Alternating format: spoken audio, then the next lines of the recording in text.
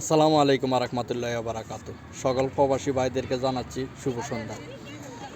আর একটা big news নিয়ে আসছি। অনেক প্রবাসী ভাইরা বিদেশ থেকে বাংলাদেশে জাতীয় নির্বাচনে ভোট দিবেন। আর অনেকে হয়তো ভেবে নিয়েছেন কাকে ভোট দিবেন, এটা আপনাদের ব্যক্তিগত ব্যাপার।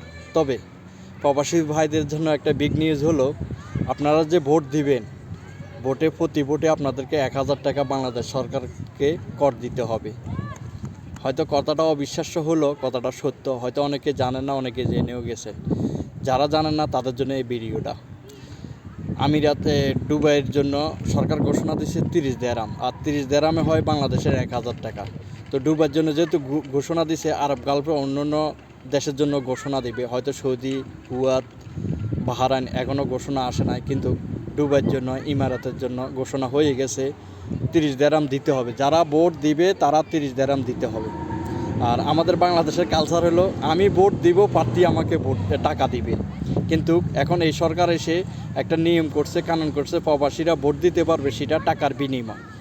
অতএব আমি যদি সৌদি আরব থাকি 30 রিয়াল দিতে হবে, দুবাইতে থাকলে 30 দেরাম দিতে হবে। আর 30 দেরাম কিংবা 30 রিয়ালের কনভার্ট করলে বাংলা টাকা আসলে 1 লক্ষ টাকা।